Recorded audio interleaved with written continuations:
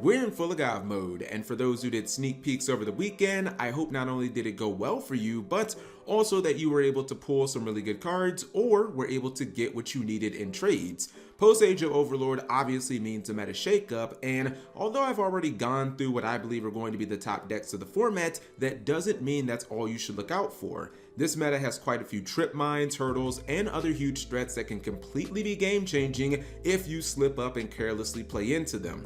This video is made to serve as a quick reminder to those threats, new and old, how devastating they can be, and of course some easy ways that you can play around them.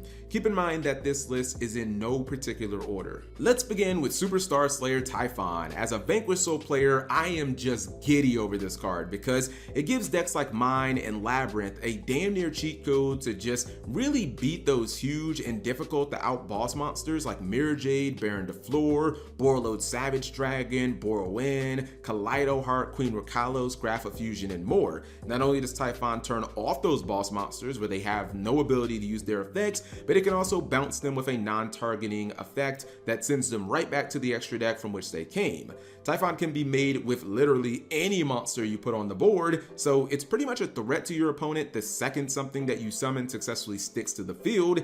The thing is, however, as I explained in my dedicated video on this card, your opponent is actually the one who completely determines if the condition for Typhon to be summoned will be met or not. This means that they, or even you, can choose to completely play around that condition and only summon one monster from the extra deck in any given turn.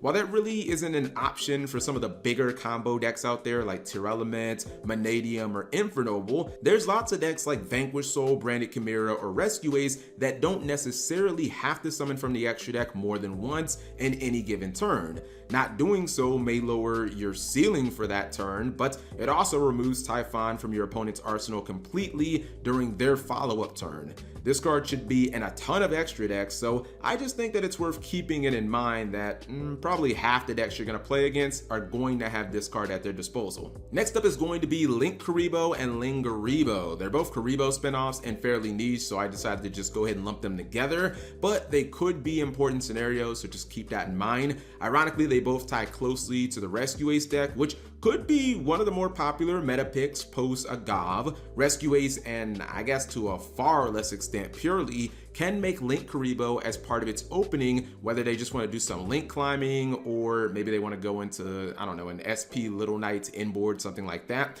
When Link Kuribo is in the graveyard, it's very important to keep in mind because if your opponent summons another level 1 monster like Rescue Ace Hydrant, Pearly, or Pearlily, this is important because if you try to disrupt those cards with effect negation, for instance like, I don't know, Infinite Impermanence or Effect Veiler, it's very likely that your opponent can and will tribute said monster for Link Kuribo to just dodge the negation, get a monster on board, and still be able to get their search or, you know, whatever it is that they were trying to do with that monster.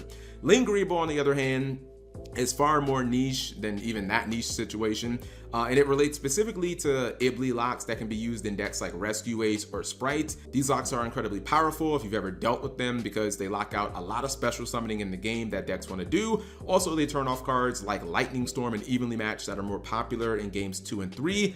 However, there's a lot of themes out there that have little reliance on the extra deck like Labyrinth and Vanquish Soul and can easily play Link Kuribo to counter this specific play. Better yet, not only does this counter this play, but it also gives these decks a body on field as they will simply just tribute, or excuse me, they'll just link the Ibli into Link Kuribo. They'll also get some effect negation with the Link Kuribo's effect. This can be used to counter some of the Rescue Ace cards, specifically like Extinguish and Contain. So just understand that if you are going to make that lock a part of your gameplay, you know, especially in games 2 and 3, it's not going to work against every deck. Some decks are just going to easily be able to counter it. Number 3 is going to be good old reliable Nibiru the Primal Being. So Nibiru is one of those Mirror Force or Gores-like cards that I believe has just inarguably changed the way that we play the game of Yu-Gi-Oh! If you're playing most combo or even control decks, even in formats where Nib isn't deemed as very popular, you probably still have a tendency to at least think about this card as you go through your play.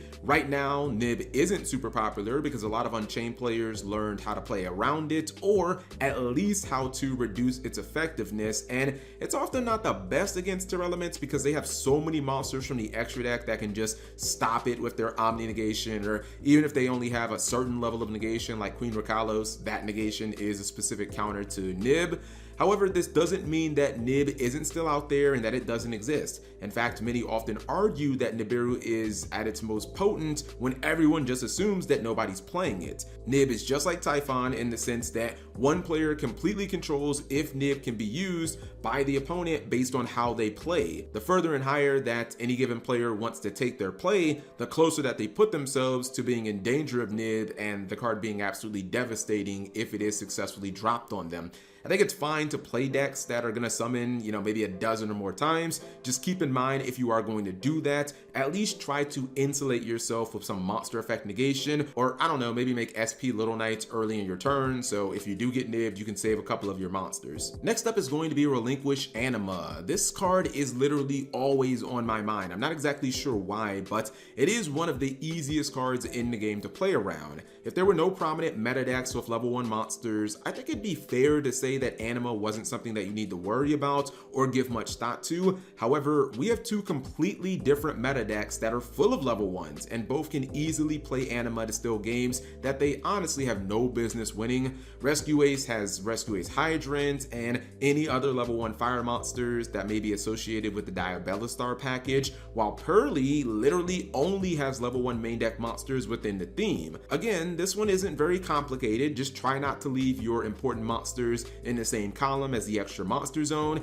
unless you either have a monster in the extra monster zone right above that monster, or your deck / strategy has a way of moving that monster from that specific zone during the opponent's turn, like, I don't know, for instance, Vanquishal. Not doing so, or just carelessly forgetting, could lead to Anima sucking up a key monster, then possibly beating over another monster as its attack value will be increased. It's also worth mentioning that these stone-stepping Link 1 monsters like Anima have gotten far more valuable with the addition of SP Little Knight into the game, because these cards can pay for themselves and then they serve as an extra deck monster that she needs to get her banish effect. And finally, number 5 is going to be SP Little Knight. Speak of the devil, the little devil. Now, some of you guys might be like, Cap, come on, we know how insane this card is, but does she really fit the theme of this video? After all, how the heck are we supposed to play around a generic Link 2 monster that lives in the extra deck? And when it comes to SP Little Knight, I'm not so much talking about what happens after she hits the field, but more so before that happens.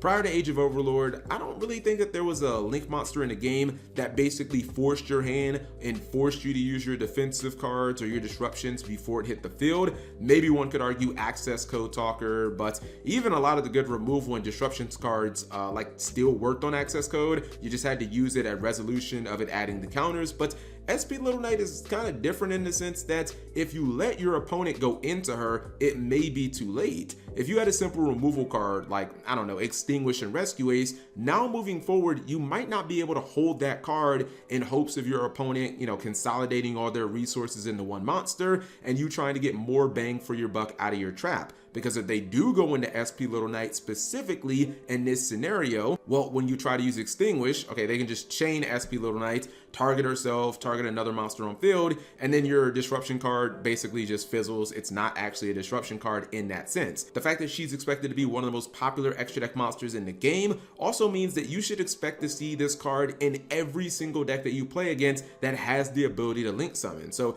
just be prepared to be a little less greedy with your disruptions if your opponent has multiple cards on the field and they can go into her. Also, she's a very, very enticing target for something like Dark, the Gloomy Dark Charmer, so just know that that card's already very popular, and if you made an SP Little Knight earlier in the game and it died, there's a very legitimate chance that your opponent, if they have the ability to go into Dark, they might be looking to steal that card from you, because then they're the ones with the SP disruptions and they can just constantly start banishing stuff, etc, etc, etc. But those are just my thoughts and opinions on some meta cards that you can easily play around and you don't want to take L's against if you don't have to. Leave yours in the comment section below. Also, if you feel like I missed out on some cards, leave that in the comment section below as well. Thank you for watching, as always.